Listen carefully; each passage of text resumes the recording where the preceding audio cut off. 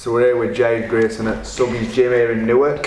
First, I'm going to give you a chance to kind of explain your story so far and how you got into fighting, because I know that you didn't actually start off in boxing, so I'm going to quickly explain your story so far. Yeah, of course, no problem. I started off in martial arts when I was 7, 8.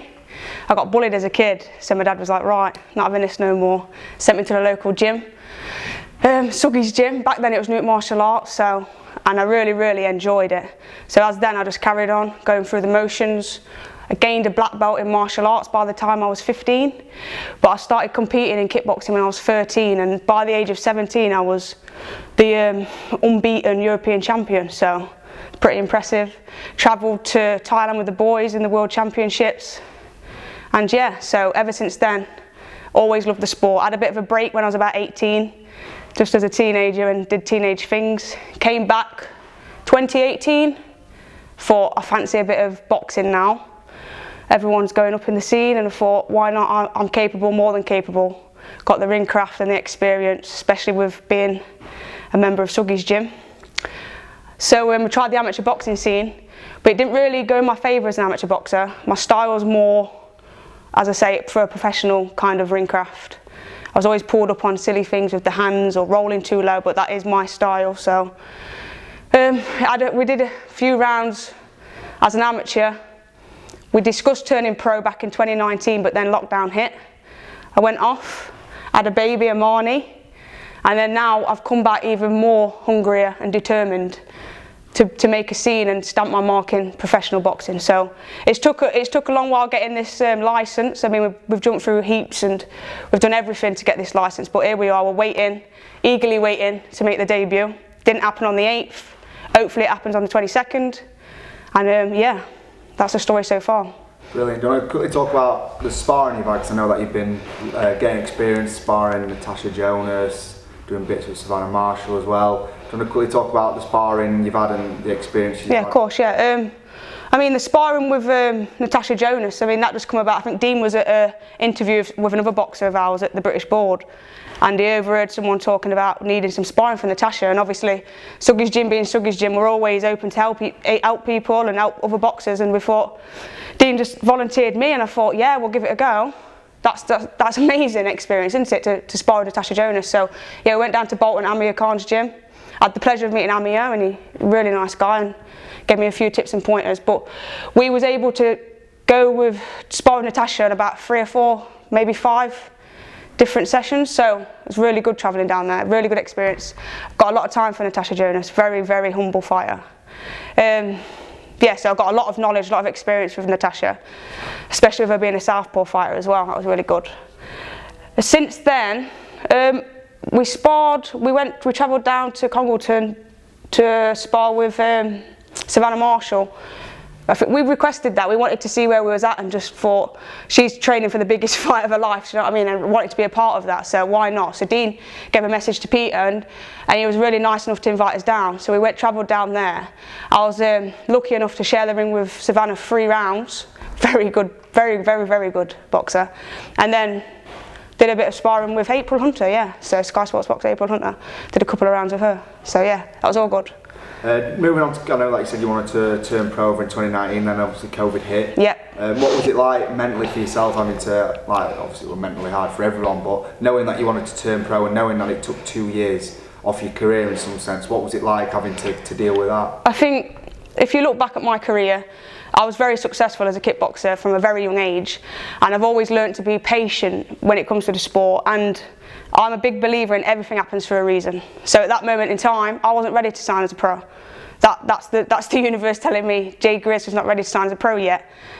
I'm ready now. Obviously I'm ready now. Everything happens for a reason. So those 2-3 years that was missed on my career, or whatever you want to say, I think that was just more experience and more lessons and more learning curves for me to get me to where I am now. I know that you mentioned having a baby. Yeah. Is that, would say, your motivation is that why you come in the gym, that why you work so hard to... Yeah, I mean, Amani was always part of the plan with me. There's 2 things that I've dreamt about being, and that was a mum and a professional fighter, whether it be kickboxing, boxing, but here we are in the boxing scene. Yeah, so the world works in mysterious ways. So Armani happened before I signed as a pro. I think if it was the opposite way around, would I have been as hungry? Would I have wanted it as much? Probably not. So it's a blessing in disguise that Armani is here now, and she will get me through those rounds. She'll get me to the end game, and she's why I'm here. She's my legacy. That's what's going to happen. Brilliant. I know that you are quite late into sport, like you said. Yeah. What are your aims and aspirations in boxing? Do you want to go all the way and become a... I mean, that's the plan. I've got no reasons to get in the ring other than to be the best I can be or go all the way. As I say, I'm a mum, so you've got to take that very seriously. I've got a daughter now, so I don't want to be getting hurt. I want to be the best. I want to see what I can do, and I believe I've got what it takes to settle the rankings, maybe, yeah, definitely, and I'm ready. I was ready a year ago, 2 years ago. I'm even readier now. I was ready for the 8th. I'm ready now. So I want to put it into practice now. I know that you've been with Suggys Gym for a while. Yeah. Do you want to quickly explain your relationship with Dean? And obviously you've pretty much grown up together. You've grown as a fighter. Of course, yeah. Now as a boxer. Do you want to quickly explain about your relationship with Dean? Dean is my second dad. Taking nothing away from my dad, but Dean is my second dad. He knows me in every way, shape and form. He's a very, very nice guy. You've got to know Dean to know his side of him, and I think as his professional fighter, I'm very lucky enough to see that side of Dean. I can go to him with anything, absolutely anything, inside and outside of the ring. So if anyone's going to get me through this and get me to where I want to be in this journey, no one other than Dean Sugden, manager and coach. Brilliant. To the public eye, do you want to quickly explain your fighting style and how you fight to people that necessarily haven't seen you box or fight before? I'd say I'm a very technical boxer. You come across the boxing where it's like rough and ready, just brawling. I'd like to think that I'm a very technical boxer. I still want to build on my strength. I think there's always room for improvement, no matter who you are. But if it comes to technique, I don't think anyone's technically better than me in boxing. I fight very similar to my younger brother Chad Sugden. Too slick, don't know if you've heard of Chad, everyone's heard of Chad. But yeah, so I fancy myself as a bit of a slick fighter. And yeah, pro game, I'm ready, let's go. Finally, pro debut, that does come with added pressure. I know that you've fought before, kickboxing and stuff like that, a little bit different boxing, professional debut. Are you feeling any added pressure knowing that's your first time stepping into a boxing ring, and necessarily, obviously it's a little bit different to kickboxing, but do you feel any added pressure? No, I don't feel any added pressure how do I answer this properly? I don't feel any added pressure, full stop. I think what the difference is that now, as I say, Armani's going to be there, she's going to be there throughout. That's my only pressure, like making sure that I can be the best I can be for her, setting that stage. But pressure-wise in boxing, a kickboxing ring, amateur boxing ring, professional boxing ring, they're all the same to me. I'll fight anyone.